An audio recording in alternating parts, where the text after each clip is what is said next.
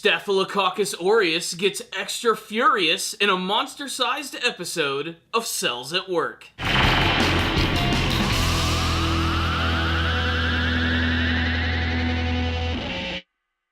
Greetings, my friends. It's time we dived into another episode of the educational adventure that is Cells at Work. And this episode is in many ways a sequel to a previous one.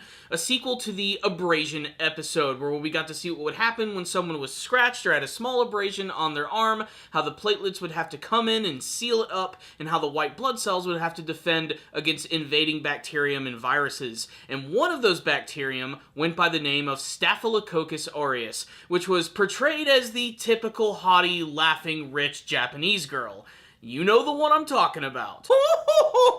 And in this episode, her friends return to get revenge against the body, and we get to learn a little bit more about them and why they even have the name of Staphylococcus aureus in the first place, which apparently translates out to a bunch of grapes. And that's because that's exactly what these bacteria do. They come in, they form together, and they quite literally become a massive version of themselves. And that's portrayed in this episode as essentially a giant kaiju monster, which is trying to destroy the inner city of the body in this show. But most of this episode is dedicated to introducing a brand new type of cell, which goes by the name of a monocyte, which in this series is portrayed as these very goofy people wearing hazmat suits. They're probably some of the funniest individuals that I've actually seen from the entire series, and the big twist is that we don't actually know who they are until the very end of the episode, when it's revealed that they're essentially just macrophages in disguise.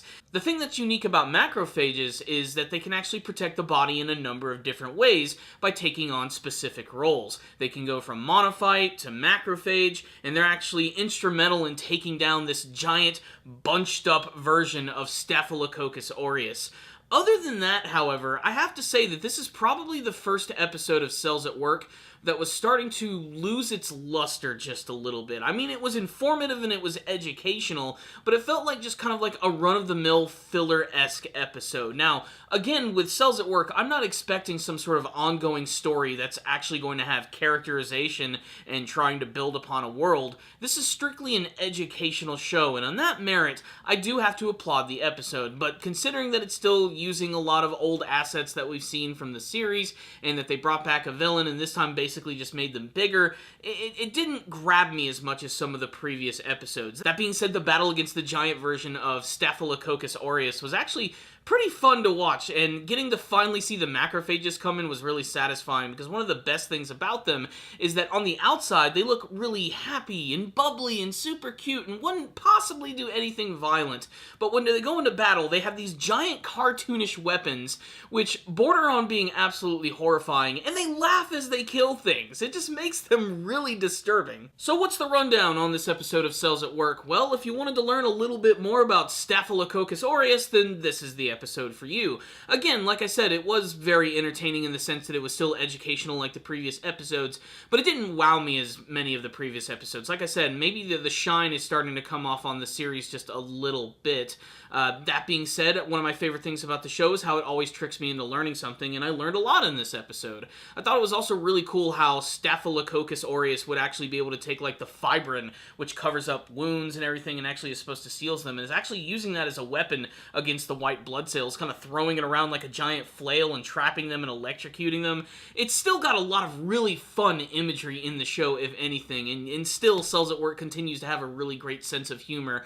But for some odd reason, this episode just felt kind of meh to me. That's just the only way that I can pretty much describe it. That being said, I still think you should definitely check out this episode. The educational value speaks for itself, and it's still very entertaining and will make you laugh a little bit. That's really the best thing about Cells at Work. I have to get in kind of like a different mindset when I watch this series, because I can't compare it to other stories, because it's definitely not those stories at all, and it's not trying to tell its story in that manner. As for my thoughts on this episode, for me personally, it's a 3 out of 5. For the actual educational value, it's still a 5 out of 5 in my opinion, but it's definitely an episode that you should watch if you still are a fan of the franchise. It's still got a number of really entertaining moments and characters, and the little twist with the monocytes and the macrophages, and watching them just go to town on that bacteria at the end was just all sorts of awesome. awesome. So there it is. That's my thoughts on this episode. I'd love to get yours, though, and you can tell me all of them in the comment section below, and what you guys hope to see from the rest of the Cells at Work anime series. I'll see you guys next time, and as always,